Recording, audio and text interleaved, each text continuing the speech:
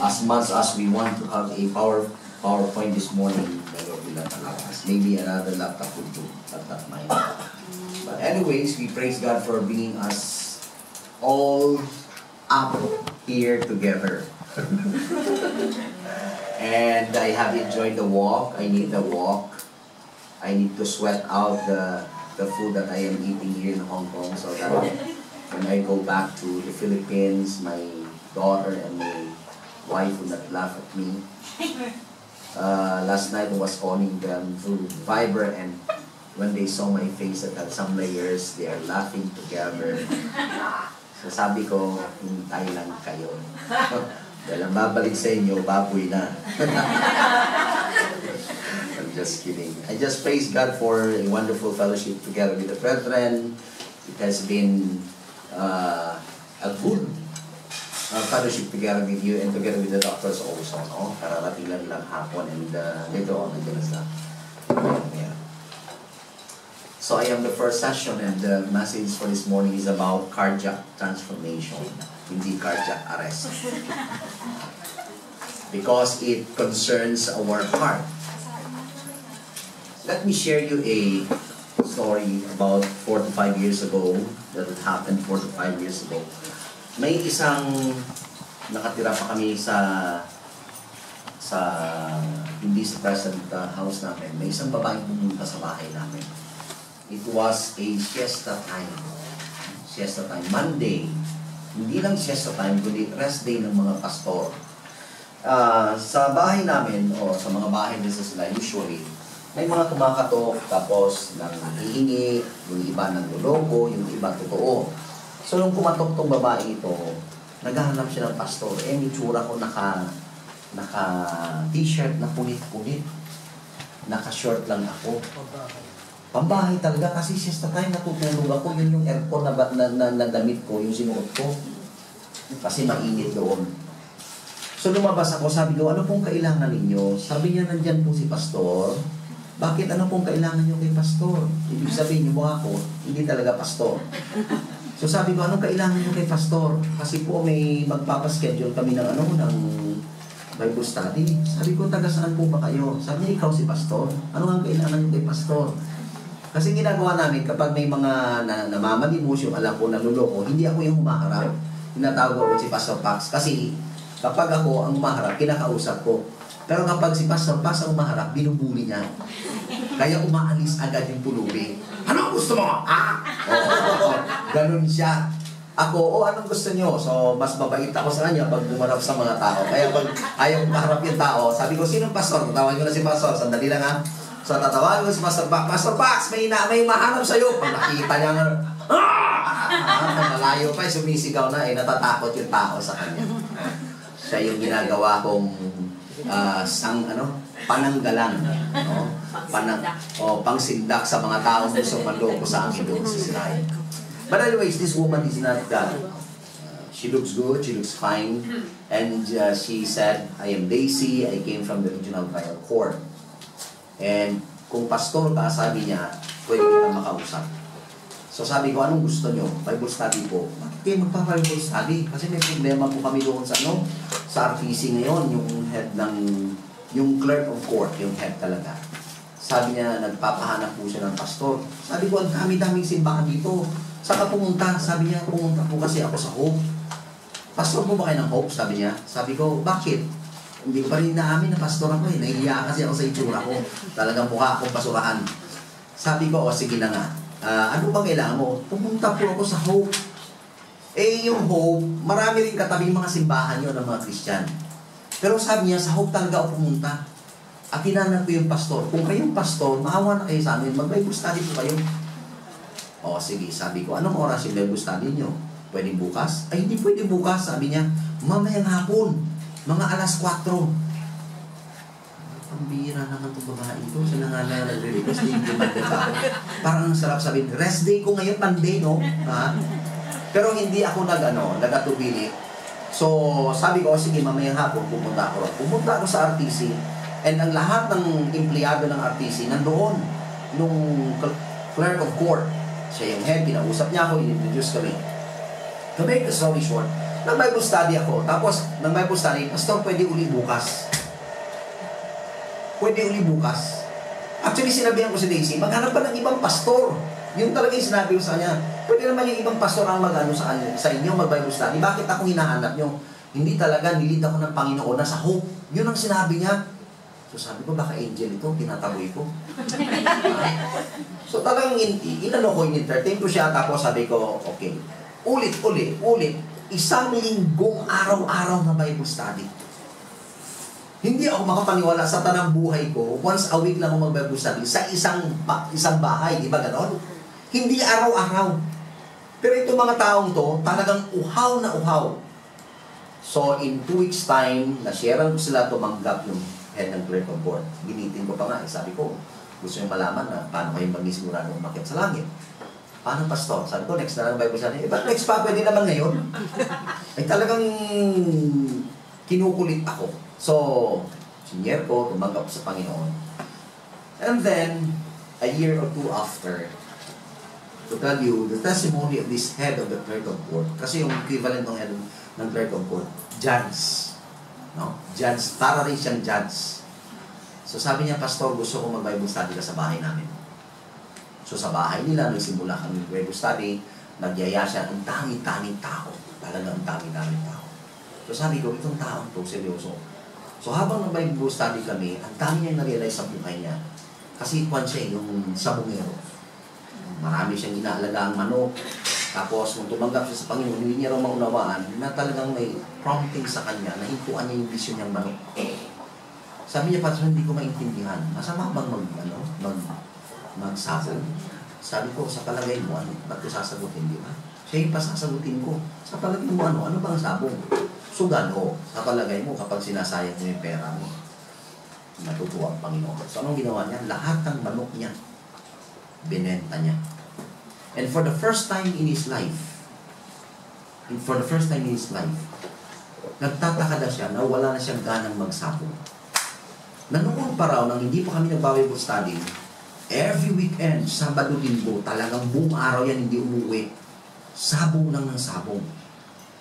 Manalo man siya o hindi, talagang parang yun yung relaxation niya, yun yung pinaka-mission niya.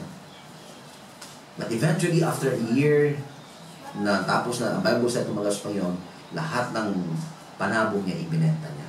Alam niyo kung ano na ngayon na nakatayo doon sa inuupahan niyang manukan?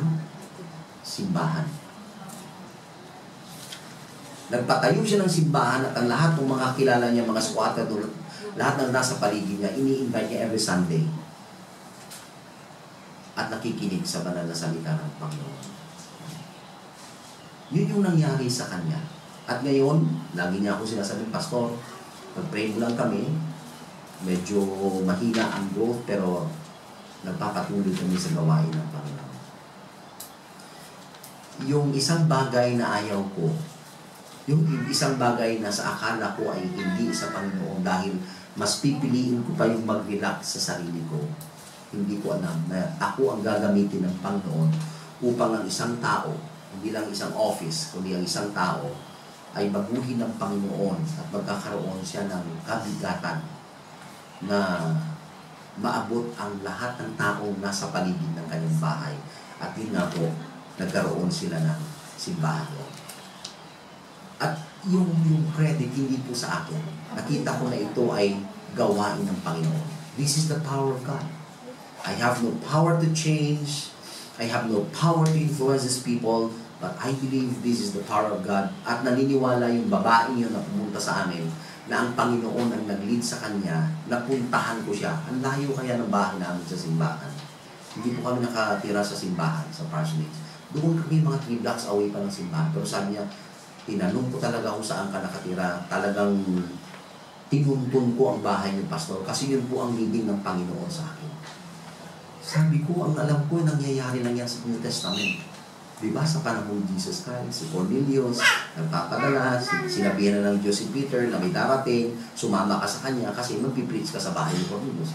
Never would I thought that the same kind of situation would happen to me, and I saw the power of God working upon the lives of people. In short, kung ano ang power ng Panginoon na magbago ng buhay to mag-touch ng mga puso ng tao is the same person, the same God who is touching and changing people in our lives. Ano po ibig ko sabihin? Yun po yung babasahin natin mamaya sa Philippians chapter 1. But before we go on, manalangin po yung tayo. Amang Diyos na makapangyarihan sa lahat, ikaw ay banal, ikaw ay puno ng pagmamahal. Inibig mo kami, pinili mo kami, at ibinigay mo sa amin ang inyong buktong na anak na tinatawag namin Panginoon Yesu Cristo dahil siya ang nag-alay ng kanyang buhay doon sa krus ng Kalbaryo. At dahil din sa kanya nagkaroon kami ng value sa inyong harapan. At kami ay tumatayo by the virtue of what the Lord Jesus Christ has done on the cross of Calvary before your presence. And we are really asking your forgiveness and to make our spirit right. And we pray, Father God, that whatever we do now, it is not just for the sake of the conference, it is not just for the sake of the activity that we have to do this day. It is always about you. Because the center of every word that has been written in the Bible is your great love and the person of the Lord Jesus Christ, who is the very reason why we serve you. So please, Father, be gracious to each and every one of us, even your servant, and we give the glory and the honor to you with thanksgiving in our hearts. In Christ's most precious name we pray. Amen. Ganda na microphone. Gusto kong sumigaw, hindi ko magawa. Kasi kapag sumigaw ako, sasabog tayo. Hindi.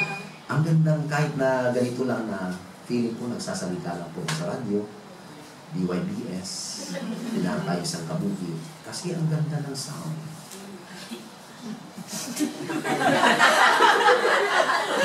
Balik tayo sa Bible. Okay. Nat-distract tayo ng konti ron. Philippians chapter 1. Philippians chapter 1, and I will be reading to you verses 3 to 11. I'm reading from the New King James Version. Ito pong sinasabi ng banal na salita ng Panginoon. I thank my God upon every remembrance of you, always in every prayer of mine, making request for you all with joy. For your fellowship in the gospel from the first day until now, being confident of this very thing, that he who has begun a good work in you will complete it until the day of Jesus Christ. Just as it is right for me to think this of you all, because I have you in my heart. Inasmuch as both in my chains and in defense and confirmation of the gospel, you all are partakers with me of grace. For God is my witness, how greatly I long for you all with the affection of Jesus Christ. And this I pray, that your love may abound still more and more in knowledge and in all discernment, that you may approve the things that are excellent, that you may be sincere and without offense till the day of Christ, being filled with the fruits of righteousness, which are by Jesus Christ to the glory and praise of God. This is the word of the Lord. May the Lord bless the reading of His word. What kind of heart should we develop if we want our life to count for God? Anong klaseng puso ang dapat ma-develop sa atin? Kung gusto natin na ang buhay natin ay meron pong value talaga sa harapan ng Panginoon. Sabi ni Jeremiah, ang hindi mo mahuhulaan kung ano ang laman ng puso ng tao. Kahit yung sarili mong puso, di ba? The heart is desperately wicked. Who can know it? That's why ang dapat pakaiingatan natin kung tayo po ay naglilingkod sa Panginoon, yun po yung heart natin. Kasi ang lahat ng isyu ng buhay nanggagaling sa ating puso. Kung minsan hindi na natin ginagamit ang isip natin, ang ginagamit natin ng ating puso. Kaya ang unang gustong baguhin ng Panginoon sa atin, kung ano ang laman ng ating puso. Tumingin ka sa sarili mo. Tanungin mo ang sarili mo. Ano ang laman ng puso mo ngayon? Ano naman ang puso mo? Dugo at laman, pastor. Pero kung titingnan mo sa sarili mo, ano ba talagang laman ng puso mo? Nung binabasa po Philippians Tapos nalaman, alam natin yung background, di ba? Ang reason, paano na-establish yung background behind this, nag-away si Paul at si Barnabas. Nag-away sila. Tapos si Paul, very task-oriented, twice dinay siya ng Panginoon. Until nilid siya sa Macedonia, at doon nga ang unang place na pinuntahan nila is the place of Philippi, the city of Philippi. The very sharp Paul, the very confident Paul, the very strong Paul, nagkaroon ng contrast dito sa Philippi. Kung titingnan ninyo, yung binasa natin actually are gentle words of encouragement. Can you reconcile na si Ate Lorna kung magsalita ay malumanay? Kanya niyong i-imagine. Buti na lang lumabas siya. Kaya lang naka-video pa rin. Huh? Parang hindi mo pwedeng i-reconcile kasi si Ate Lorna kapag on the go siya, talagang matigas ang pananalita niya. O kita nyo, ganito pa lang na delivery, talagang medyo na-stress na agad siya. Hindi mo kailangan ma-stress. Dapat akong kasama niya palagi. Kasi under pressure, hindi ako na-stress na ganito. Cold-blooded ako. I'm a healer. Healer of stress. Pero kapag kasama ko ang asawa ko, ako ang stress. Siya naman yung cold-blooded na parang cool na cool lang. Kasi nai-stress siya sa akin. But if you look at these are gentle words. Look at, I thank my God upon every remembrance. Napaka-emotional eh. Anong mga ginamit ni Apostle Paul dito sa verse 7? I have you in my heart. O kapag sinasabi mo yan, sumisigaw ko, I have you in my heart. Ganon? Hindi. If you look at the tone of the Apostle Paul, as a father is talking to his children, to someone close to him, to someone whom he wants to encourage. How do you encourage? Sumisigaw ka? Of course not. Kapag encourage siya, kaya mo yan, di ba? O, ganun ka mag-encourage, right? O, patalungkot-lungkot mo, ano nangyari sa'yo? May problema kasi ako eh. O, anong magagawa ko sa'yo? Makikinig ako sa'yo. Napaka-tone down ng voice, you try to be as calm as possible, kasi gusto mong tulungan yung isang tao na namumroblema. Gusto mong encourage ang isang tao na problema. Gusto mong bigyan ng support ang isang tao na problema. And Apostle Paul, though walang problema ang Philippi, yung tone ng letter niya actually is very, very yung satisfied siya, fulfilled siya na tao. And the irony of it all, when he wrote this letter, he is actually in prison. You know? Actually, yung tinatawag ng mga prison epistles, ito Ephesians, Galatians, actually sa Galatians, nagalit siya. Last yung sinulat itong Philippian letter sa lahat ng mga prison epistle niya. Ang Colossians, Galatians, I think ang una ang Galatians. Diyan niya sinabi, you foolish Galatians. Talagang galit na galit din. Tapos sa Ephesians, may mga konti siyang review. Tapos sa Colossians, gano'n din. Pero pagdating sa Philippians, which is the last, yun sila sabi, save the best at the last for the best for the last. Na-tone down yung tone ni Apostle Paul. Biglang lumambot yung puso niya. Pero almost simultaneously, na nagsulat yung lahat ng letter niya na tinatawag na prison epistles. So makikita niyo kung ano ka-close si Apostle Paul sa mga Philippian believers. At ang una niyang nakita dito is this. Ang una ko nakita is this. That if you want your life to count for God, you have to develop a heart that is fully confident in the power of God. If you want your life to count for God, you have to develop a heart that is fully confident in the power of God. Verses 3 to 6. Lalong-lalo na yung verse 6. Sabi niya, being confident of this very thing, that he who has begun a good work in you will complete it until the day of Jesus Christ. Like the church of Philippi, yung sinasabi kong church na na-illustrate ko sa inyo kanina sa introduction, was founded through the extraordinary display of God's power. Kung minsan, napaka-dramatic yung pag-start ng isang church. Kung minsan naman, simple lang. Pero ang Philippi, hindi simple yung starting niya. Even ang JBMC.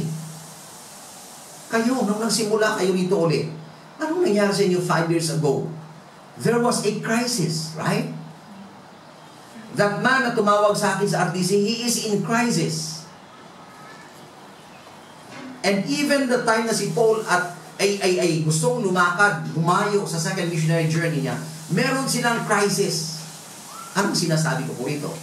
Sometimes, hindi po natin alam that God can use a crisis to establish a church and do something good about it.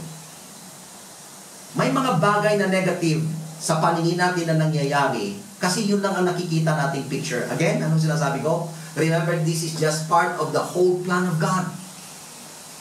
At kung magpo-concentrate ka sa mga bits and pieces lang, madali kang ma-discourage. Kasi yung mga bits and pieces, pag nag-focus ka ron at hindi mo nakita yung end result ng plano ng Panginoon sa iyo, talagang sasabihin mo, ayoko na. Ang daming discouragement sa Christian life. Ang daming problema sa Christian life. Kung kailan pa ako naging Christian, doon pa ako ng problema. Nung unbeliever ako, ang ganda-ganda ng buhay ko. Di ba? Kung minsan may ganon. Meron nga nagtatanong sa akin, Pastor, simulan tumanggap ako sa Panginoon, ang dami na ng problema ko. Actually, dumami yan kasi ngayon, mas conscious ka na sa kasalanan mo. Kasi nung unbeliever ka, hindi ka conscious eh. Normal sa iyong magkasala. Ngayon, may Kristo ka na, nagigilty ka na kapag ginagawa mo mga bagay na alam mong hindi nakapagbibigay ng ligaya sa ating Panginoon.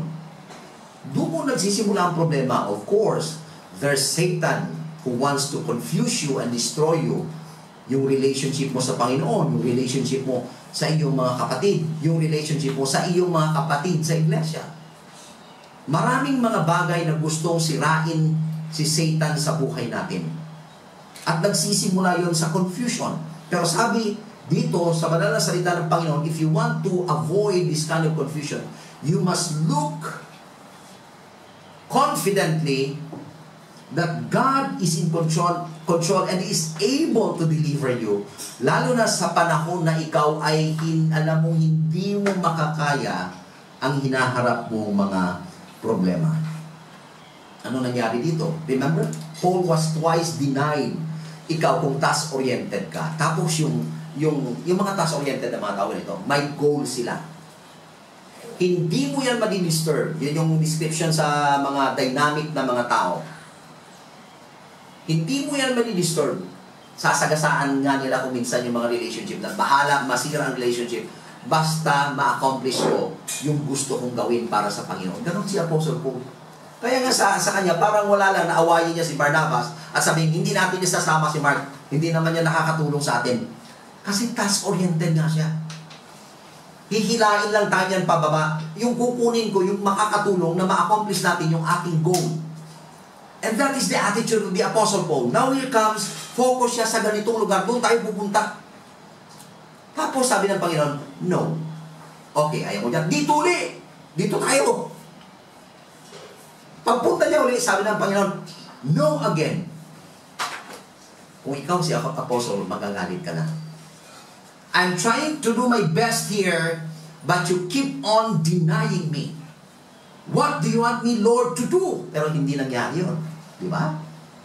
So makikita nyo na kahit ganun katapang si Apostle Paul, kahit ganun siya ka-task-oriented, there is much consideration na ang Diyos pa rin ang siyang gagawa ng desisyon at hindi ikaw. Nagkakaroon po tayo ng frustration kasi may gusto tayo, tapos yung ginagawa ng Panginoon, hindi natin gusto, pero yun yung kalooban niya. Kaya lang ayaw natin. So nagkakaproblema tayo.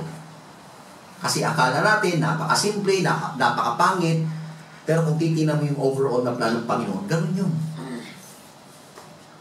Sa aking schedule, yung mga ganong disturbances, that I have to eliminate. Pero anong tinuro sa akin ng Panginoon during that time? Rest day ko, pastor ako, Monday ngayon, dapat nagpapahinga ako. Sabi ng Panginoon sa akin, yung as an afterthought, though you have schedules, from time to time, God will disturb your schedules. gusto kang i-disturb ng Panginoon kasi masyado kang focus sa gusto mong gawin. Hindi ka na nagfo-focus sa gustong gawin ng Panginoon sa buhay mo. That's why we really have to allow ourselves to be disturbed by God. Even though we don't want it, we have to take it. Because you'll never know what miracle will happen, the same that had happened in the city of Philippi. So God, as often happens when circumstances seems against us, He gives something much better. Akala natin against sa atin ng Panginoon kasi para sa atin, ayoko to, pangit naman ito, bakit ganito? But eventually, God will give us something better. As I look sa request ni Ate Rona na sabi niya hindi matutuloy doon sa Liberty, hindi ko naman alam na liliit na rin yung church ng Liberty. What I mean, yung place nila, meeting place. Naliit na ba? Tapos may bisita, sabi ko, yes, may bago kaming pupuntahan na lugar. Diba? Pero ang first option niya, best option niya, stay sa Siungshawan. Pero ang feeling ko, sabi ko, may pupuntahan talaga kami. Hindi ko lang alam saan pupunta to. Pero may ma-open dito. Hindi ako nagkamali. Tingnan nyo. Sometimes, natataranta tayo. Wala tayong lugar. Tapos na. Ano gagawin natin? Only to find out, meron lang yung ginagamit ng Panginoon, tatahimik lang dyan. Pero, nakikinig. And the Lord will lead you to that. Naalala ko yung medical team. Itong medical team yan. Alam niyo ba bakit na ako nakapunta yan sa Siungshawan? Sinabi ko sa inyo na Lorna? Atin lang to. Pero naka-live ako, pasensya na po sa makikinig dito. At kung pinapanood nyo rin to, sana ay maunawaan ninyo. Istriktong patnubay ng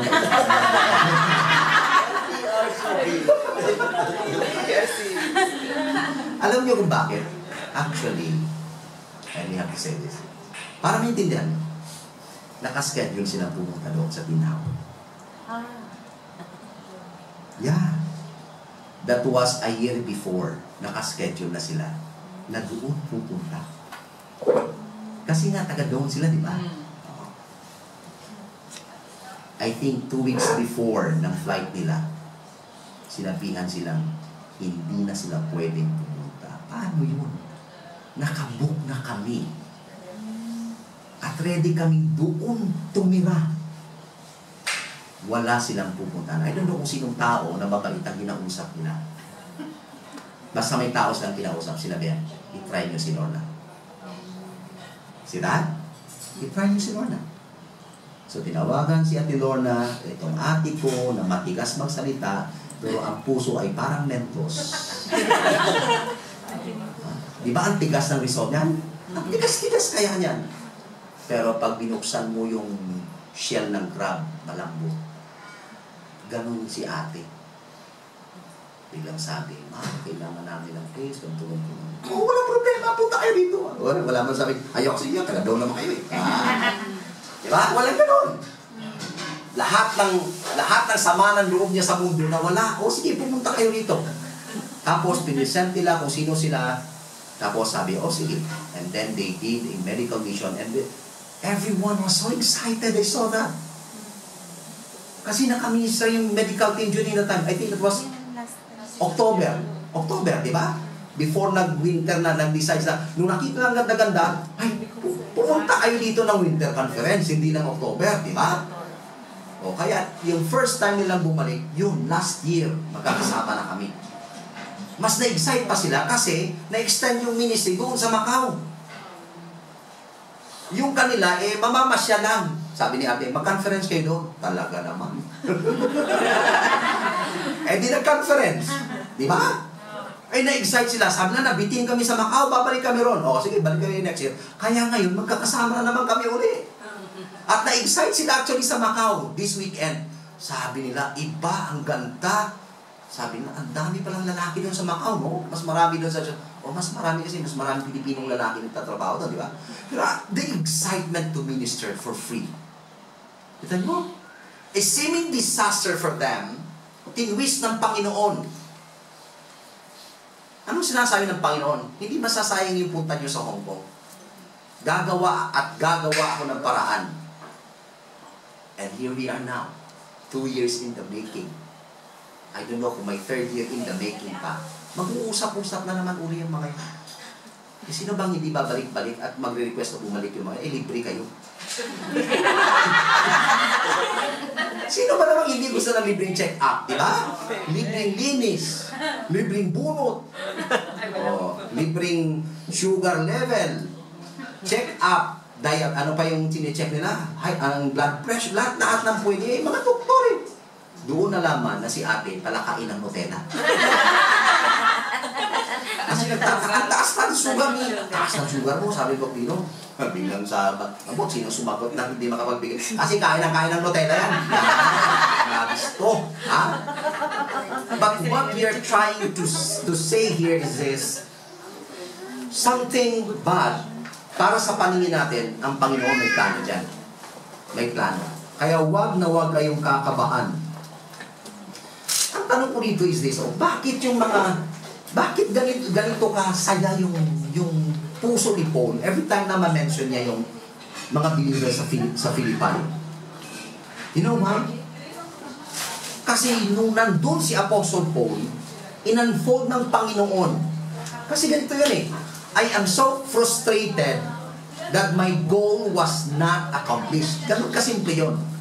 But when I went to Philippi, which is not my goal actually, I saw the hand of God unfolding by saving Lydia and her household, right? In-accommodate pa kami ni Lydia. I saw the miracle happening sa isang slave girl na fortune teller because involved siya sa occult. And because of that slave girl, we were in prison. But in prison, we are not so worried. We even sang in praise because Lydia and the household and then the slave girl na manifest ang power ng Panginoon, hindi nila alam, right there and then, habang kumakanta sila, gagawa uli ng miracle ng Panginoon. Sinyet yung prison house. Yung prison house lang kasi, hindi naman nagpanik yung mga tao doon sa Philippi. Doon lang sa loob. Grabe no? Selective earthquake. Kaya ng Panginoon yun. Selective earthquake. Kasi pipiliin niya lang yung gagawa niya ng miracle. And then the jailer thought, wala na yung mga prisoners, tried to kill himself, and Paul said, nandito pa rin kami. Bakit papatay niya yung sarili niya? Kasi, kung ikaw yung jailer at nakatakas yung criminal under sa'yo, kung anong kaso nun, yun ang ipapataw sa'yo. So it's better for him to take his life rather than suffer the consequences sa lahat ng kasalanan ng mga criminal na nakatakas. Ganun yun. Ganun sila ka-stricto nun. Ngayon hindi na. Ang bantay sa preso,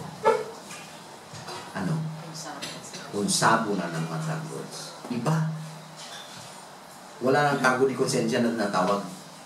So noon ganun papatay. And then Paul said, don't kill yourself with him. And because of that, the jailer was saved and the miracle of the whole household was saved. Yun yung nagbibigay ng ngiti sa mukha ni Apostle. Bakit siya humingiti? Kasi alam niya, hindi niya yun intention. Humingiti siya kasi alam niya, nagawa yun ng Panginoon. Ang isang taong humingiti siya, kung ang Panginoon ay kumikilo sa kanilang kalagitnaan. Pero kapag ang tao ay hindi magandang espiritu, ano man ang ganda na nangyayari, hindi siya nasisiyahan. Ganun lang kasimple yun. Gumagawa ang Panginoon ng mabuti kahit saan ka tumingin. Dapat maging masaya ka. Hindi ka magsabi, mas maganda sa amin. Hindi sa inyo. Ano? Kayo lang ang may Diyos. Kami wala. Diba? Eh, di ba Christian naman lahat yun? Sana kung occult, okay yun. O kaya cult, talagang against yun sa Panginoon. Pero kung Christian kayo, you are magnifying the same God, you're serving the same God. Anong sabi ng mga disciple kay Jesus Christ one time? Oh, Jesus Christ, nagka-cast out siya ng demon in your name. Bawalan mo nga. Sabi ni Jesus Christ, He who is for me is not against me. Kahit hindi siya sumusunod sa akin, kahit hindi siya one of the 12, when He is using my name and the authority of my name to cast out demon, He is building the kingdom of God. Kasi hindi pwedeng mag-divide ang house kung pareho naman ang ginagawa nila para sa kaluwalhatian ng Panginoon. Nadi-divide lang ang house kung ang kaluwalhatian ay pinaghahati-hati na natin.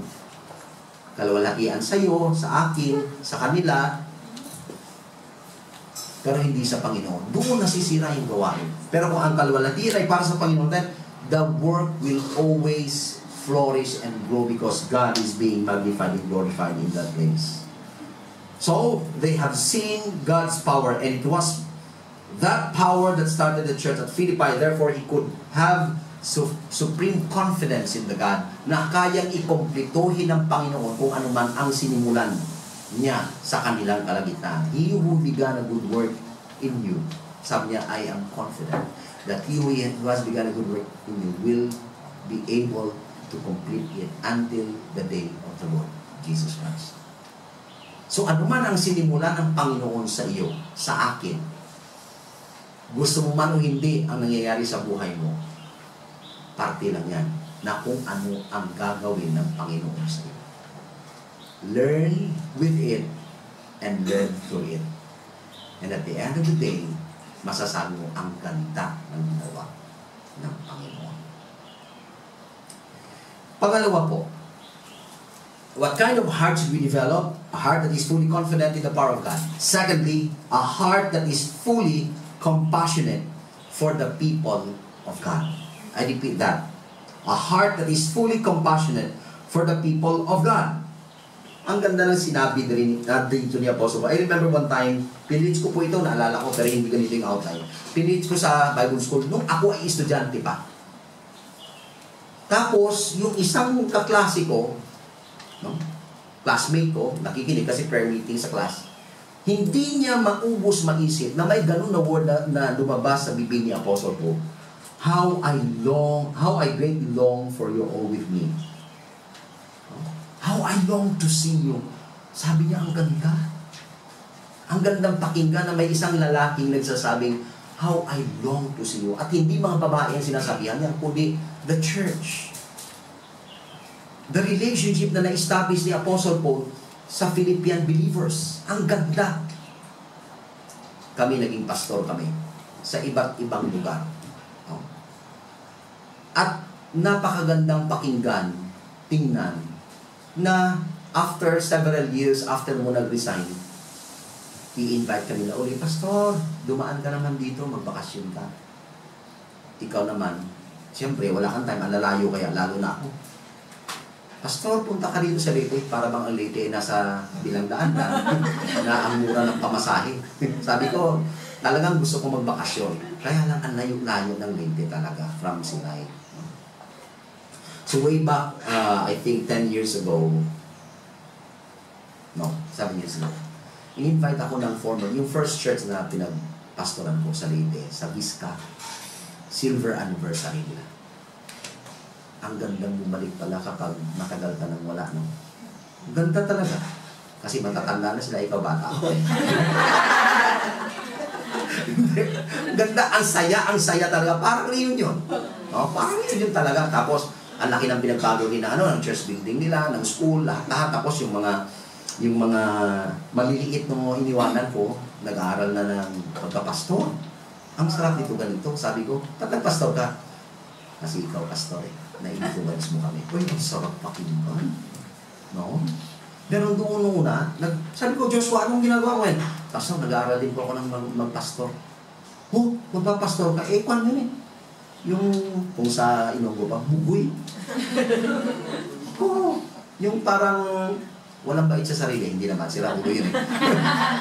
parang walang direksyon, yung parang happy-go-lucky lang, medyo may kadungulan. Pero one time, sabi niya ng lola niya sa akin, sabi niya, alam mo pastor, itong si Joshua, nagtata ako, since dumating ka rito, Hindi na yan nag-absent. Nakikinig na yan ang preaching mo. Oh, talaga Joshua? Nakikinig ka na? Oo, pastor. Oh, believe ako sa iyo. Talaga nakikinig ka? Oo, pastor.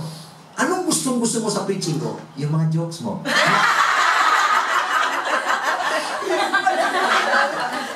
Yun pala. Kaya nakikinig ka, hinihintay mo ano naman yung ikikwento kong joke. Sabi ko, simula next Sunday, wala nang joke. Sabi ko sa kanya. Sometimes it becomes anticlimactic. Kaya lang parang naging natural sa akin yung joke. Alam nyo, yung one time nag-invite ako ng consecration. It's a consecration. Talagang yung mga tao, tumutulo na yung luha. Nung nakita ko tumutulo, ako masyadong mischievous po ang aking isip. Nag-joke ako bigla. Yung iyak lang. Sabi ng isang likod, pastor, ang ganda na eh. Ang ganda na eh. Bigla mo sinira sa mundo. Uwang-uha mo na eh. Umiiyak na kami. Bigla ka nagpatawa. Ano ba naman, pastor? Siguro sa susunod na sa consultation, sabi ko, serious na ako. So, sometimes it comes out. But anyways, nung bumalik ako noon, ang ganda. Kasi alam mo, mahal ka nila. Kahit na nag-divide pa sa inyo. May mga umalis, nag-establish din mga churches. Yung mga nag-establish ng churches, sabi na, pastor, may church na kami ngayon. Oh, may church na kayo? Nung umalis ako, isang church na ba yan? Hindi kasi pastor, mas burden namin yung mga estudyante. So, campus church talagang na-establish. Magpipreach ako doon sa March.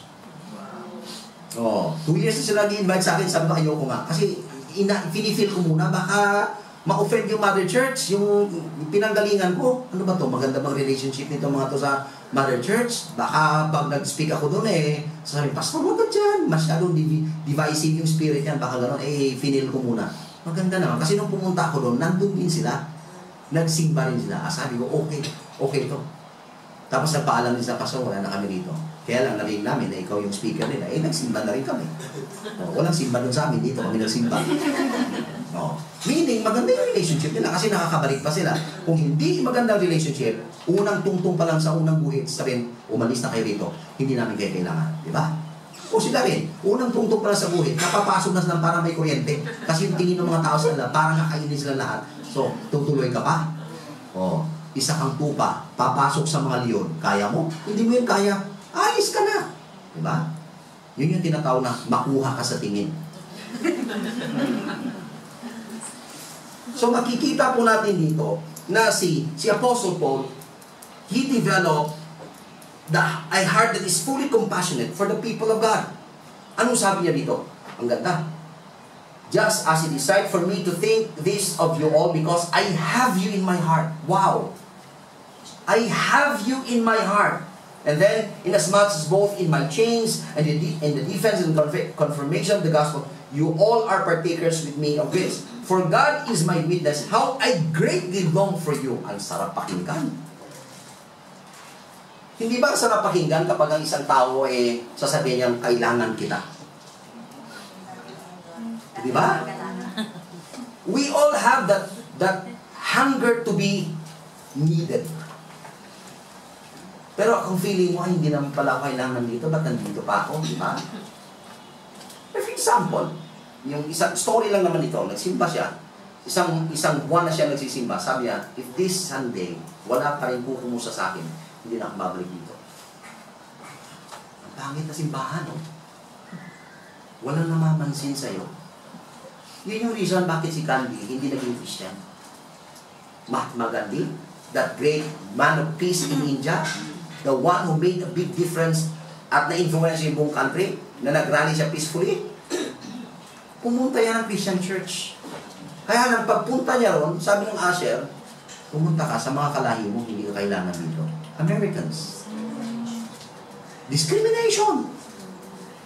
So sabi ni Gandhi, si Jesus Christ, no, gusto ko. Pero kayo, yung sinasabi niyong sumusunod kay Jesus Christ, hindi ko gusto. Di sila yung testimony. So how are we when we deal with other believers? Do we discriminate them because iba yung kulay, iba yung tawa, Di ba? Dito sa JBM, talagang hagalpakan ng tawa. Lahat ng maingay nandito na. Tapos yung ini-invite yung speaker, mas maingay pa sa inyo. Talagang natatawa ko kanina. Naglalakad kami sa gitna ng daan. Papunta kami sa MTR. Yung tatawid ka dyan, yung talagang tatawid ka na sa, galing doon sa unang kalye, patawid. Tinitinan ko kasi yung bus ko meron. Kasi nakastop nakastop kami. Tinitinan ko may sasakyan, wala sa akin. Nagmamadali ako. Nahulog yung pakit ng kaldero.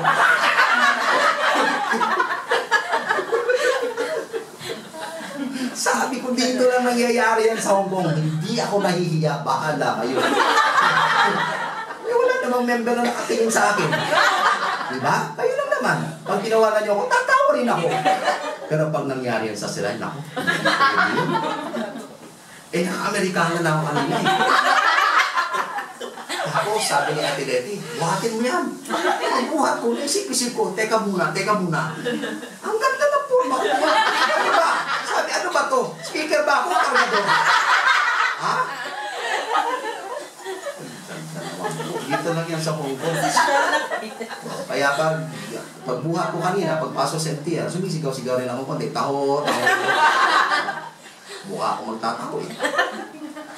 May natayuan na Pilipino, naniwala naman sa akin. Sabi niya sa akin, saan kayo pwesto? Sabi ko, sa Central maraming tao. Ay, oo nga, maraming tao. Ay, nako. Maraming funny dito sa Hong Kong. Funny walain. Ay, ako makasama nyo, ha? Mukhang nahawaan ako ni Pastor Pax, ha? Kasi ni Pastor Pax, pag nasalitain, wag kayo agad maniniwala. Wag. Like for example, nandun ako sa, di ba nag-post ako ng mukha ako sa airport? Ha? Pinicturan ko. Sabi niya, boss, hindi ba tayo nakabayad ng Senego, yung electric company?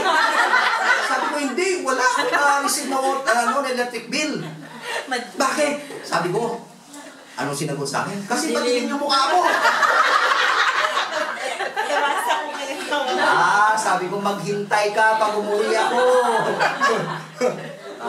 Yun. Akala ko nga talaga hindi ako nakabayad ng electric. Isa ka na ako. Hindi ko agad naisip. Ay, naku. Nakalimutan ko na yung nagtanong sa akin, manloloko.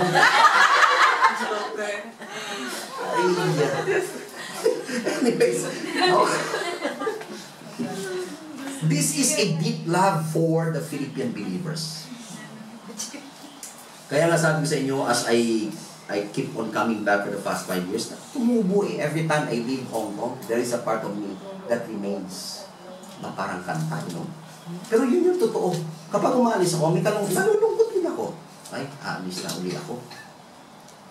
No? Parang naging close na ako sa inyo. Ba, naging close na tayo.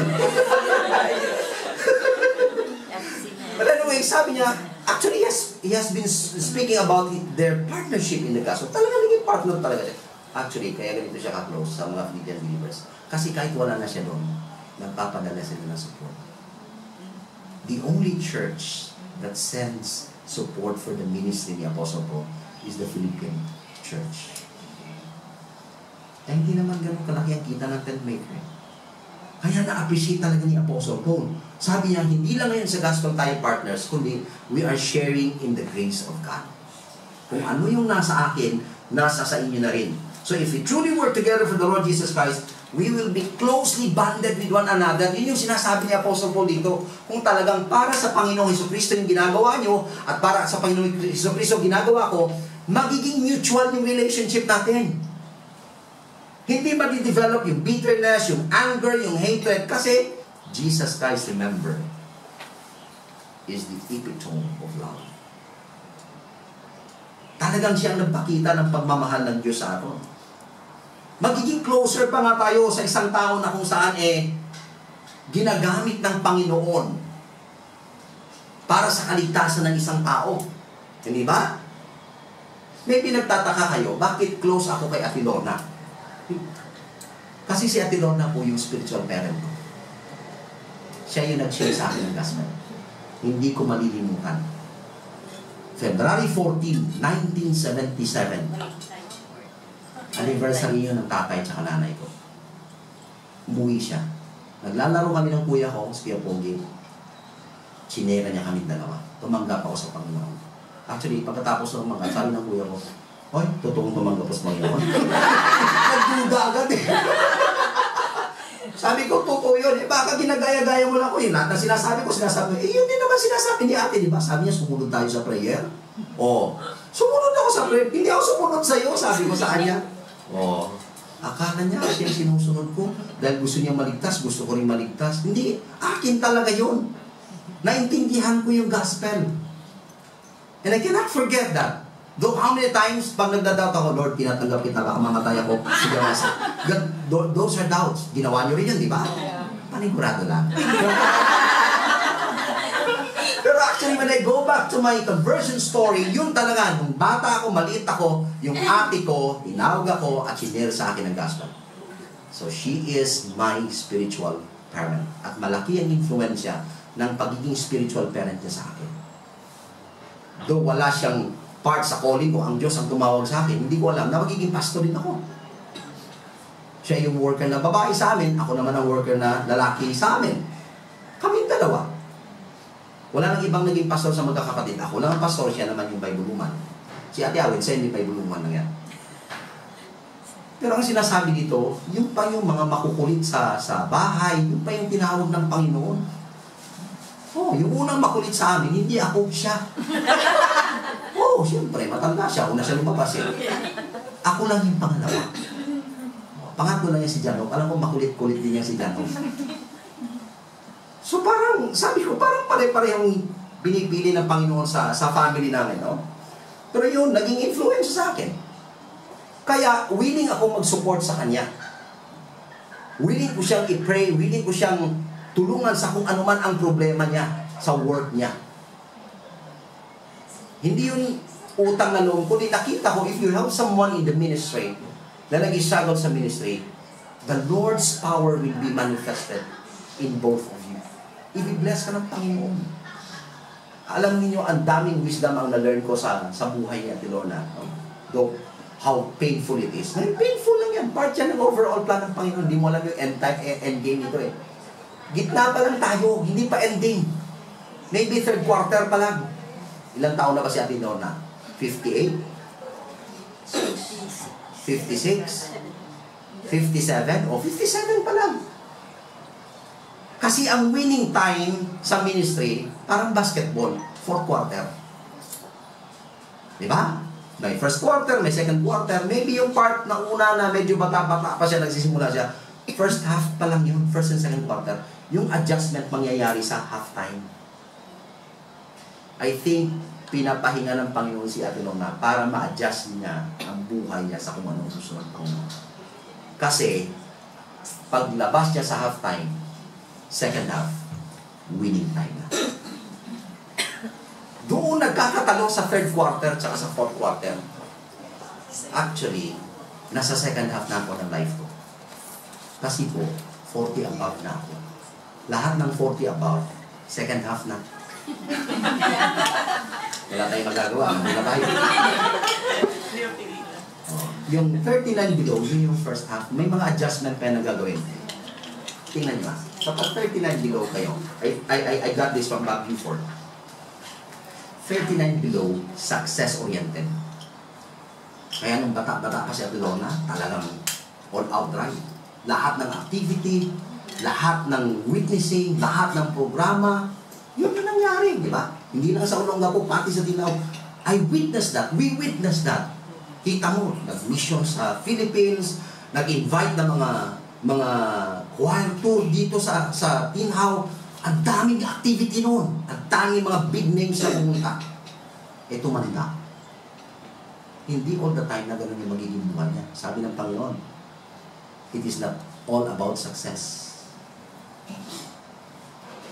The second half will be legacy. The second half will be about significance.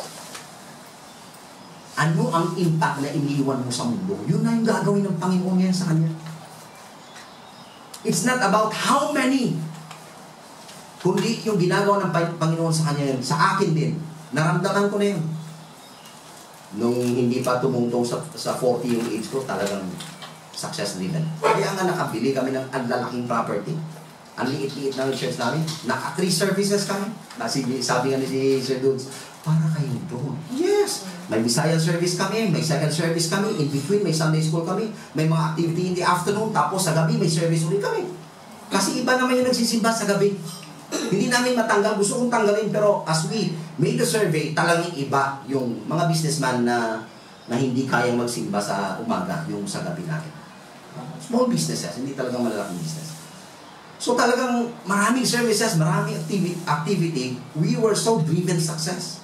Pero nung tumungtong na po ako ng mga 42, 43, 44, ngayon ako po ay pumuputok, 45. Sabi ko, hindi na ako ganun ka-driven.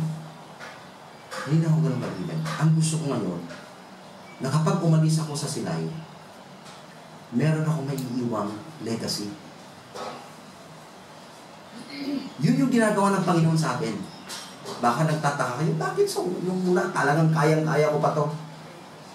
Pero ngayon, hindi na ganun. Ganun din si Ate Lorna. Hindi na nagiging bata si Ate Lorna. Tumatanda na rin yan. 3 taon na lang. Dual citizenship na siya. Hindi pala, triple citizenship na talaga yan. Pilipino, Hong Kong. Oh. Sino? And the question is, what legacy will you leave? Kapag umalis ka na sa isang lugar, kukunin ka ng Panginoon. So, nung sinabi dito ni Apostle Paul that I have you in my heart, sa King James Version, ang ginamit na dyan, how greatly I long after you all in the bowels of Jesus Christ. Right? In the bowels. Ano yung bowels? I-translate natin sa present time, heart, di ba? Pero actually, ang literal meaning nun, kung titingnan nyo, ito po, ang original Greek, nagre-refer po siya sa upper intestine. Totoo ito, literal. Upper intestine, the heart, lungs, at saka liver. Kasi yun yung pinaniniwalaan nila na source of deep emotion. Yun yung nakakaramdam. At ang closest word natin sa English is compassion. Pero hindi ganun ka-exact. Kasi pag sinabi mong, minamahal kita ng buo kong atay, puso, baga, at kalamnan. Diba?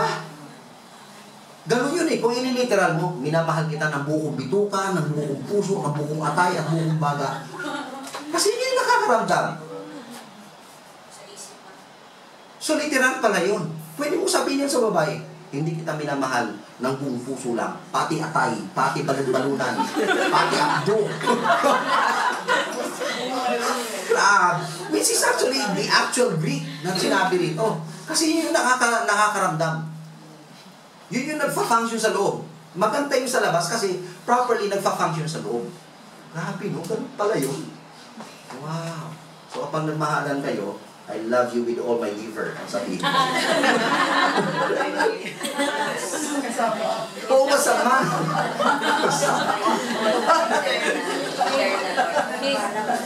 Para makasimple ng salita, I love you with all my internal organs. But anyways, nakita natin that Paul is a man of love and compassion. May isang story sa Romania. Romania is formerly a communist country, right? So may isang pastor doon, na pastor na siya ngayon, noon hindi. Pastor na siya sa isang church. Ang pangalan niya is si Paul Negrut. Paul Negrut, isa siyang Romanian pastor na nung time, nung communist regime, talagang persecuted siya. Kinulong siya actually. Kinulong siya for 6 months. Tapos, in-extend pa ng another 6 months na buong araw tinutorture siya, tinatanong siya, walang pahinga for 6 months. Grabe, no? Talagang tinorture siya. So, in-attempt din na patayin yung family niya. Ang ginawa nung government, kinonect nila ang pipeline, yung iniinuman ng tubig, sa power supply, electricity. Kapag uminom ka, makukuryente ka. Kasi Christian nga sila.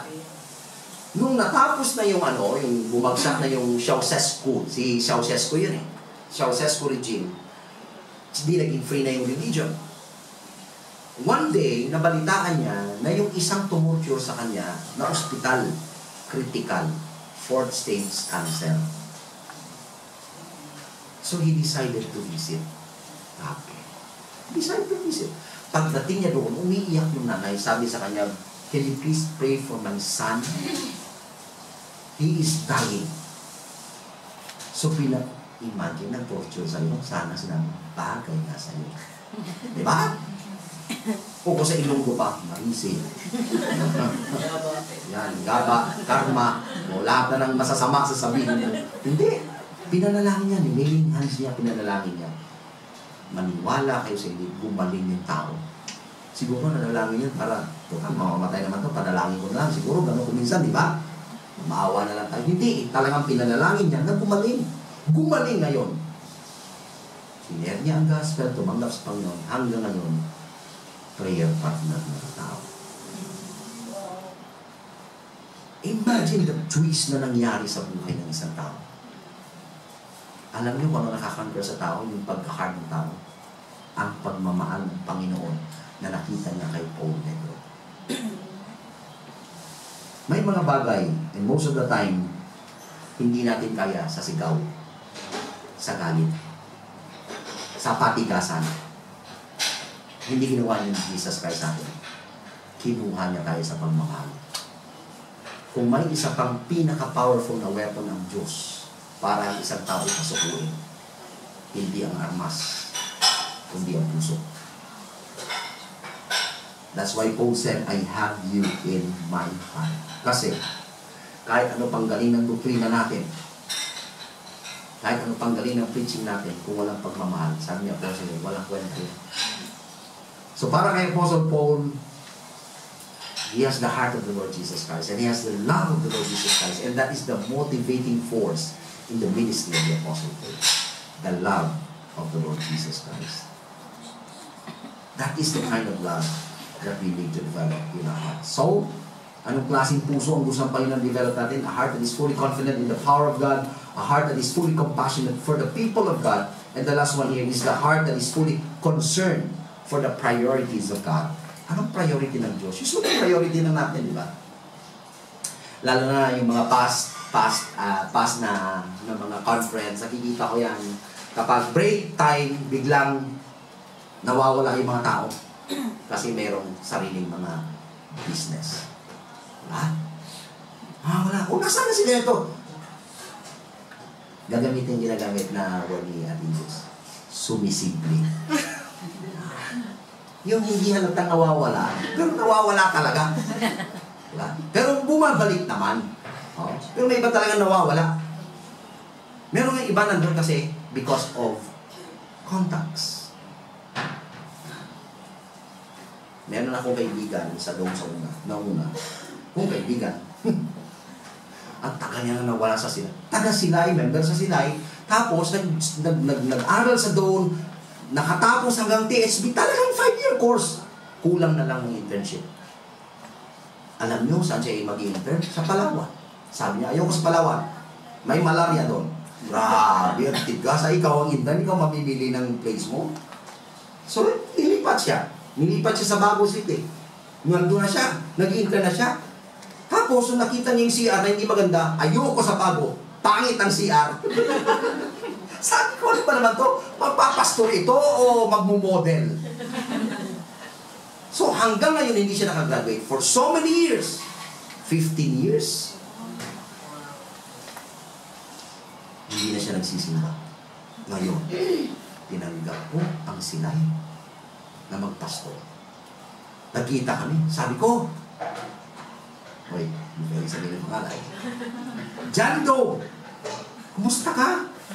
Oy, ikaw na pala yung pastor dito sa Silay. Oo, magsimba ka. Sabi ko, magsimba na daw. Magsisimba na ako dyan.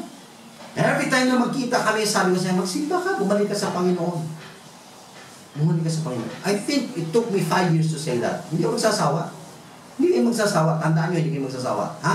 Huwag kayong magsasawa pala. Huwag kayong magsasawa. Invite na nga, invite. Lalambutin yan. Pasasaan ba't lalambot? Walang matigas na karne. Sa bataon na tutoy. Ha? Mahumok na. So, one time sabi niya, magsisimba ako. Tingin ko talagang disidido. O sige. Sabi niya, sa umaga lang muna para hindi mabigla. Nahiya siya. Oo, hindi na mabigla. Okay lang. Gapang-gapang na ng konti. Still move. So yung first service namin, yung una yung simba, tuwan-tuwa naman talaga ako. Tapos, yung mga nandun, Pastor, bumalik! Hindi, 5 taon ko kaya sinasabi magsimba yan. Ngayon lang na, tinabla. Tapos, naging active siya, second service na. Nung huli, nalaman ko kung bakit bumalik. Nagre-recruit para sa Yusana. Sabi ko, pang-pili. Kaya pala bumalik ko, hindi para sa Panginoon, kundi para sa Yusana. Akala ko, Hosana. Hindi pala Hosana. Yusana. Ngayon, naubos niya na yung mga tao nakausap. Hindi na sold out kasi mahal nga naman ang Yusana, di ba? Wala naman siya sa church. May ganun no? Hindi nila nakikita yung priority ng Panginoon. A healthy church, tandaan po ninyo, will grow a healthy spiritual life and in its size. Hindi pwedeng maghiwala yung dadami kayo na hindi kayo nag-grow spiritually. Kung nag-grow kayo spiritually, tandaan nyo, dadami kayo. Dadami kayo. Kasi ganun yung design ng Panginoon. They must go together. So, ang design ni Apostle Paul said, they must develop continually. In what areas? Number 1, in love. Verse 9. Gusto kong lumago kayo more and more sa inyong pagmamahal. Grabe, no? Ibig sabihin, ang buhay ng Kristiyano ay walang hanggang pagmamahal talaga. Ito yung tunay na eternal love. Kasi yung love ng Panginoon sa atin, eternal naman, di ba? Iba tayo huminto, tayo umibig. Yung sinasabing, I fall out of love. Meron kaming member. Sabi ko, ba't hindi ka umuwi sa asawa mo? Yeah, Pastor, matagal na kami hindi nagtatabi. Bakit? Hindi na kami nagmamahalan. We fall out of love. Ang tatandaan nyo na, 50 years old. Talagang ayaw nang tumabi sa asawa niya. Kasi ang sabi niya, hindi na namin nararamdaman yung pagmamahal sa isa't isa. Tandaan nyo, ang pagmamahal ay dinidiligan. Inaalagaan. Pag hindi ka marunong mag-alaga niya, talagang mawawala yan. Yung sinabi ko sa inyo na mag-asawa na gusto rin humiwala, iba pa yun. Hindi ko nasabi sa inyo, 50 plus na yung mga yun. Yung sabi, never. Imagine, 50 plus ka, sinasabihan mo yung asawa mo, ay, no, never. Ganun yung reaction. So, nakakaganda na itong mga to. Pero nakita ko, nag-empty love tank ng babae. May mga expectations sa lalaki na hindi nagagawa ng lalaki. Alam niyo bang merong 5 love languages? Are you familiar with that? Okay. Pagtatako kayong mga wala pang asawa, may pag-asa ka. Kayong mga bagong asawa, nandito ka? Wala ka. O, sabihan nyo na lang siya. Kayong mga hindi naghihiwalay pa, tandaan nyo ito ha? Kung minsan, sasabihin ng lalaki, mahal naman kita, pero sinasabi ng babae, hindi mo ako mahal. Di ba? Bakit? Kasi meron pong natawag na love language. Ano yung love language? Ako, ang love language ko is sense of touch. Feel ko na love ako ng asawa ko kapag kinakamot-kamot niya ang likod ko. Para sa akin, love na love niya talaga ako. O hinahawakan niya yung kamay ko. Gusto-gusto ko kasi mag-PDA. Oh, HHWW. Alam niyo yun? Alam niyo HHWW? Holding hands while walking. Gusto ko yun. Inaambayan ko siya. Eh, hindi siya sanay. So, I feel unloved kapag ginawa niyo. Parang, nahihiya ako. Sabi ko, hindi mo ako love. Kasi alam ko, ang love ko is the sense of touch. Talagang ganun. Tapos, ang second language of love is affirmation. Mga lalaki talagang gusto ina-affirm. Like for example, may ginawa lang akong konti. Ay, ang ganda naman ang ginawa mo. Or magpipreach ako. Ang ganda ng preaching mo. Kaya tinatanong ko pa lang yan after. Siya honest naman, hindi niya ako binobola. Kapag hindi maganda ang preaching ko, alam ko hindi maganda. Kasi ganito ang sabi niya. Ay, hindi naman hindi maganda. Hindi lang ganun ka-convincing. Sabi niya, oh, kumusta? Kumusta? Sabi niya. Maganda. Ganun. Sabi ko, hindi maganda. Kasi ganun yung reaction niya. Tapos, okay. Hindi maganda. Pero kapag sinabi niya, na ganito, this is the give God the glory. That means, iba yun. Iba ang dating yun. Pag sinabi niya sa akin yun, give God the glory, that means, it is empowered by the Holy Spirit. Kasi hindi mangyayari yun kapag hindi naman. Pero ginagawa niya, that means, affirm na ako. Pag sinabi niya, give God the glory. Sabi ko, iba ang dating. Yun na yun. Kasi ina-achieve ko talaga yung best preaching. Kapag nandun ako, kahit ako nakukonvict. Actually, ang ipipreach ko sa inyo sa next Sunday, afternoon sa one side, pinreach ko yan before ako pumunta dito. Habang pinipreach ko, nanginginig ako. Kasi kahit ako nakukonvict ako. Totoo po yan. Kasi hindi ko naman ginagawa yung sarili ko na mas ababa ko sa salita ng Panginoon. As I speak to you now, I am also speaking to myself. Am I doing this in my church? Am I doing this to the members of the church? Am I doing this to my wife? Natanong ko rin yung sarili ko. Hindi ko pwedeng i-share sa inyo ito na hindi ko muna tinanong sa sarili ko. Kung hindi ako na-convict sa ipipreach ko ngayon, hindi ko ipipreach sa inyo. Ganun po ako mag-preach. Kailangan sa akin muna mangusap bago siya mangusap sa inyo. So, affirmation. Second love language. Yung mga babae, ito, baka hindi nyo alam, na ganito palang love language nyo. Quality time. Gusto nyo na yung mga asawa nyo, kapag nagsasalita kayo, hindi kayo kinakar kahit may problema kayo. Anong gagawin ko? Biglang magsasalang, gano'n ang gawin mo? Naiinis ka. Ba't naiinis ka? Kasi hindi ka naman nangihingi ng solusyon. Ang hinihingi mo, yung tengang makikinig sa'yo. Tama? That means your love language is quality time. I just want you to stay with me, listen to me, and sympathize with me. Kahit anong laki ng problema ko, I don't need your solution. I need your listening ear and caring heart. Quality time. Sabihin nyo yan sa sa magiging husband ninyo o sa husband nyo. Sabihin nyo yan. Love, ang upan ko, quality time. I just want you to stay with me. And talk to me kung kailangan kong magsalita. The fourth love language is gifts. May ibang tao, kahit maliit lang yung gift, pag naalala mo siya, binigyan mo siya ng talagang literal na gift. Tuwang-tuwa yan. Feeling yan love na love. Ako po, hindi ganun. Hindi ko naman sinasabing hindi ako tumatanggap na regalo. Tumatanggap rin po ako ng regalo. Ano sinasabi ko lang I really appreciate people who gives. I really thank, actually, tinatanong ko rin sa sarili ko kapag may nagbibigay sa akin, sino ako para i-deserve yung nagbibigay? Yun yung sa akin. Pero kung love language talaga, i-tap niyo ako mamaya, I feel love. Okay na sa akin yun. Hindi ako maarte.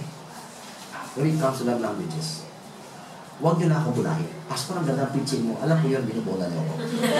Pinunahan ako ni Satanas. Sabi niya, gano'n din. Ang ganda ng preaching mo. Yan. Pampalaki ng tenga yun. Hindi ko kailangan yun. So, ano sabi ko?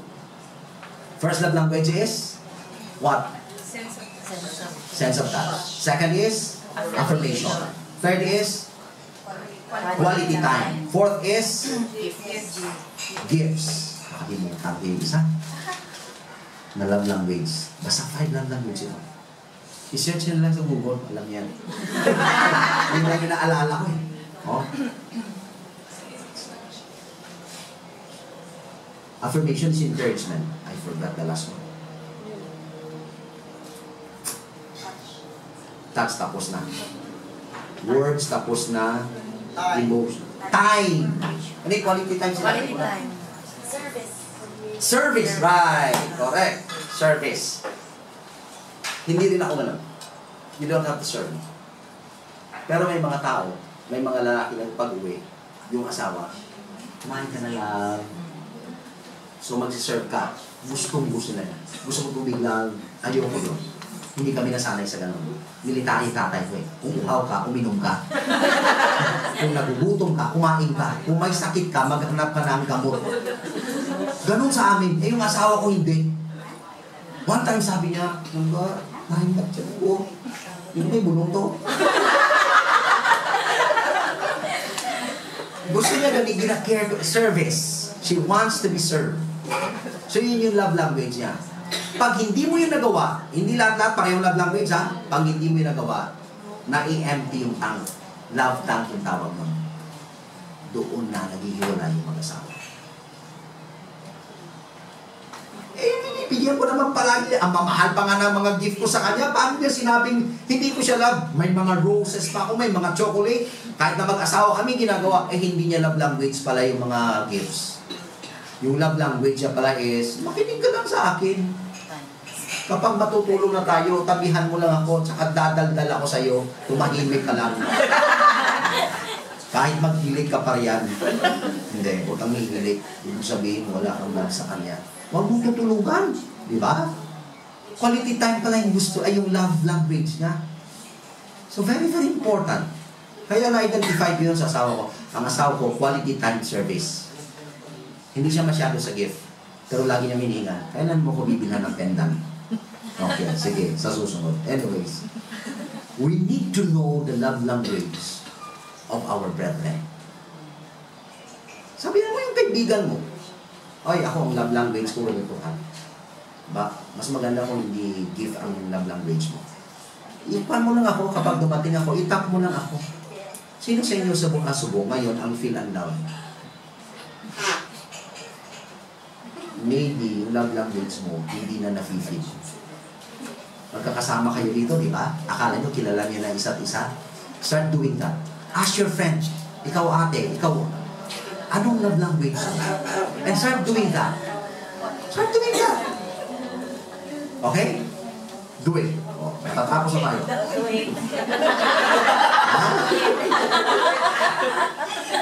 Hindi naman kailangan sa gift na mahal.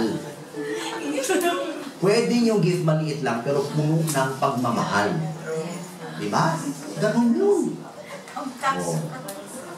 Like for example, alam nyo, I feel love when lumabas tayo papunta ng McDonald's. Yung kumain tayo ng sundae. Hindi naman mahal yung sundae. Pero mahal ako ni Helen. Sabado yun, di yung Sunday. Saturday. Oh! Saan mo? Alam mo kung bakit I feel love? Ang sasaya namin. Feel ko love ako ng tao kung masaya kami. Ha? Tandaan niyo yan. Yun yung love language ko eh. Kapag kasama ko, masaya kami, talagang feeling ko love na love talaga ako ng kasama. See that? Oh, dapat lagi tayong masaya. Dahil ang buhay ng Kristiyano ay masayang tunay. Diba, parang kanta na rin.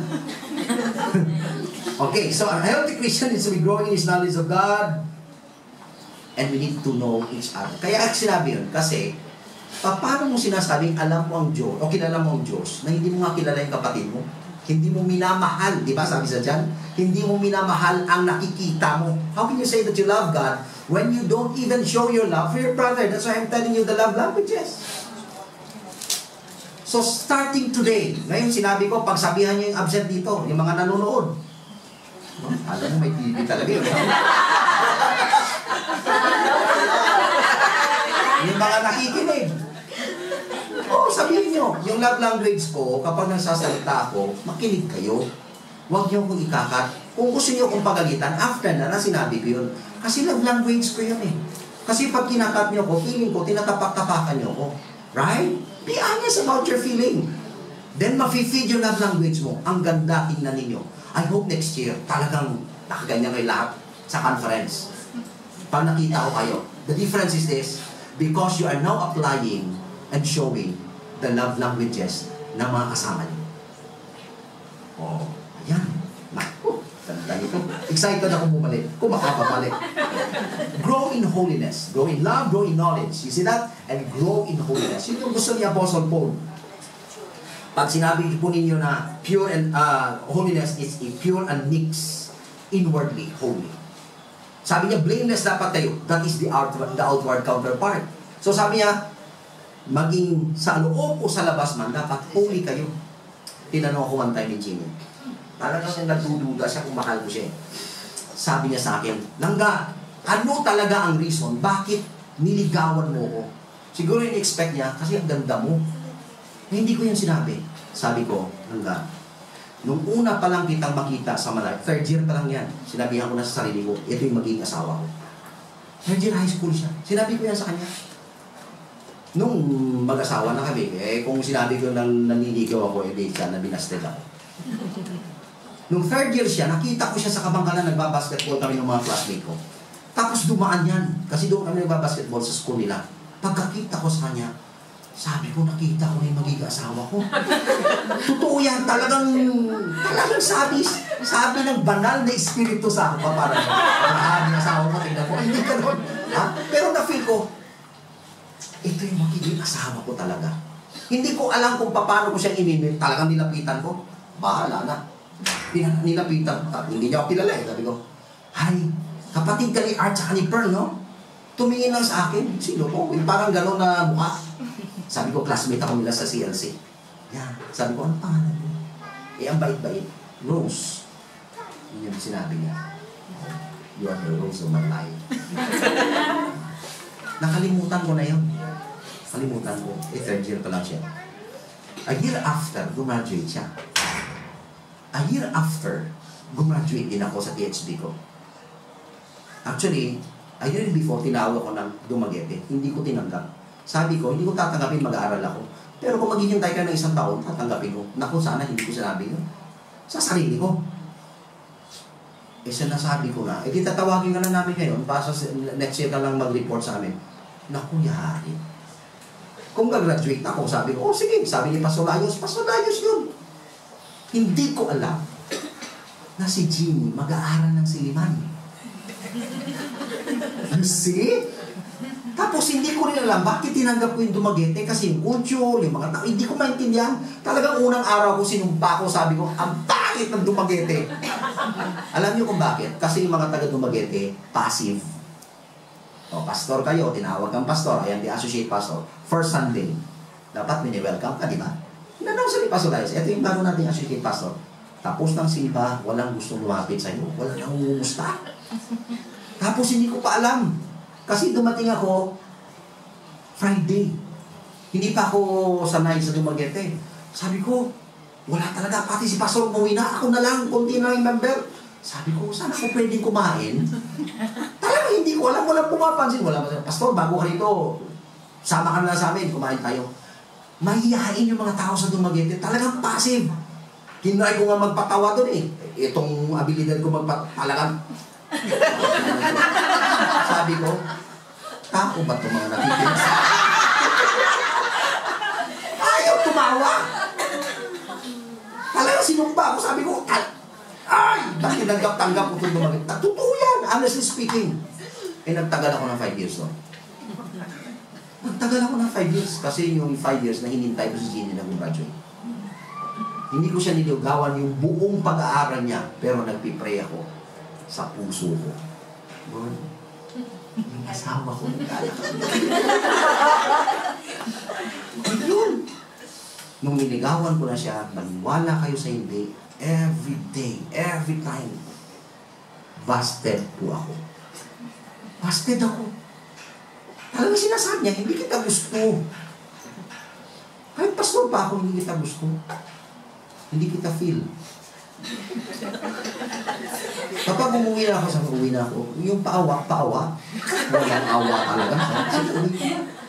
Tapos sabi niya pa sa'yo, pag lumabas sabi, huwag ka nang babalik dito, pastor ha. Talagang ganun, ang sakit ang puso ko. Talagang hinihiya ako sa Panginoon. Talagang sinusulat ko yung damdamin ko. Tapos, naglalaba. Ay, pero ginagawa ko, Lord, kapag hindi si Jeannie, talagang maglalaon ako. Totoo po yan. Na-resolve ko na. Pag hindi niya ako sinagot, talagang uwi ako sa tala. Mag-volunteer ako doon. Single pastor. Yun ang mangyayari. Yun yung plano ko. Yun talaga yung plano ko. Pag hindi ako sinagot nito, wala mangyayari. Sabi niya, for the last time, huwag ka nang babalik yun. Talagang huwag kang babalik. Last na to, araw-araw yun. Hama ko araw-araw, busted ako. Talagang pag umuwi ako sa gabi, yung damdami ko, tinitext ko. Kung minsan pinapadala ko sa kanya, sabi ko, anak, tutulog ka na. Pero hindi ko maubos maisip kung ano kasakit ang sinabi mo sa akin. Iniyak ko sa Panginoon. Sinulat ko sa text. Pinadala ko sa'yo. Sana matanggap mo.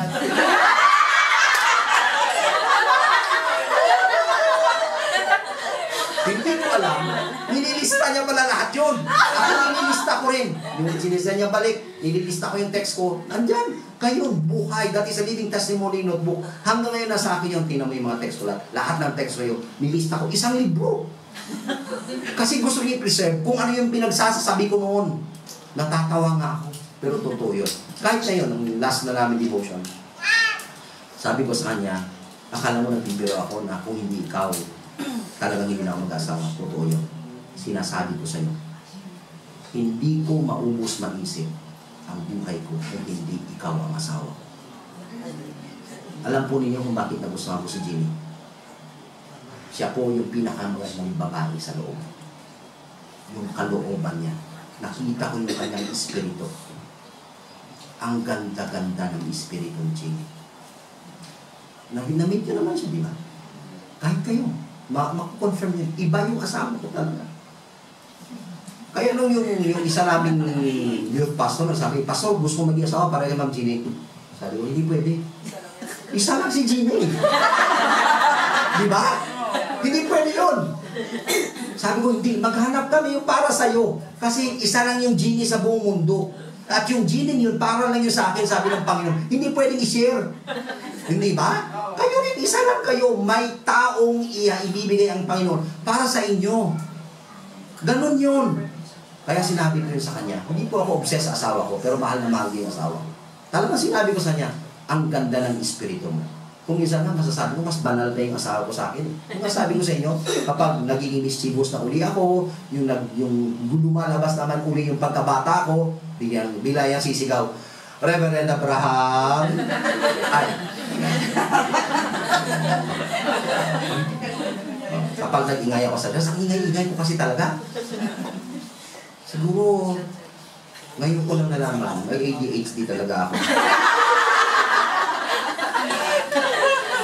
Anyways, we have to finish now. Luto na yung kakainin? Yes! Okay, so I finish now. 6 years ago, I was diagnosed with ischemia. Ano yun? I-explain ko sa inyo. Talagang ni-research ko muna sa internet. Nagkakaroon ng blockage yung veins, yung nerves dito sa heart ko. Sumakit one time. Once lang yun nangyari. Pero pinainom ako ng gamot doon, talagang lubuwang. So sabi ng doktor, mild ischemia. Ang gagawin nun, ibablock niya yung oxygen na pumasok. Ganun yun. Para mag-slow down yung activity ng kung ano mang area, yung heart mo, kung anong area na affected mo. And eventually, mamamatay yung area na yun, magagangrene. Yun din yung nagpo-cause ng cardiac arrest. Okay. Galing, no? Parang doktor. Sometimes, may mga clots sa buhay natin when it comes to our relationship with God and with other people. Yung tawag ko po ron, spiritual ischemia. Ano ang factor bakit nagkaroon ako ng ischemia? Sa kinakain ko. Pangalawa, sa lifestyle ko. Well, hindi naman ako naninigarilyo. Kaya lang, grabe ako magpuyat. Hindi nag-exercise. Tapos yung kinakain, matatapa. Sabi ng doktor, slow down. Get enough sleep. Dahil kapag hindi ka nag-change ng lifestyle at pagkain mo, one day, matutumba ka na lang na walang sugat. Marami sa mga Christian merong spiritual ischemia. Kasi yung ini-intake nila, hindi spiritually healthy. Maraming hatred, maraming inggit, maraming bagay na negative na pumapasok sa kanila. Yun yung gumagawa ng blockage sa kanilang mga puso. One day, magtataka na lang sila, bakit wala silang ganang mag-serve sa Panginoon? Spiritual heart attack na pala nangyari sa inyo. Sana hindi kayo mamatay. Panalangin kung hindi kayo mamatay sa inyong spiritual na relasyon sa Panginoon. Kasi pag namatay yung puso niyo sa Panginoon, mahirap makarecover. Nakita niyo yung stress na nagkakasakit? Hindi lang sa nagkakasakit, pati sa nagbabantay. Okay lang sana kung ikaw lang ang affected. But many people will be affected. And this is the kind of heart na dapat natin baguhin. Dapat ma-develop sa atin yung heart ng Panginoon. Hindi yung heart natin. Yung heart ni Jesus Christ, na naging heart din ni Paul, na naging heart din ni Timothy, at naging heart din ng mga Philippian believers. Would you believe that? Philippian believers. Meaning, hindi ka kailangan maging pastor o super spiritual para ma-develop ang heart ni Jesus Christ sa'yo. Even ang pinaka-ordinaryong Kristiyano, pwedeng ma-develop ang heart ng Panginoon. Just do what the Word of God says. Stop all the negative emotions and characters and fill your life with the love of the Lord Jesus Christ. This is what I call cardiac transformation. Shall we pray? Father, we thank you for the word, we thank you for the blessing. We glorify you in everything that you do. And thank you for teaching us and making us understand the importance of a heart that is right before your presence. Lord, we thank you, Father. We commit in us these things. In Jesus' name.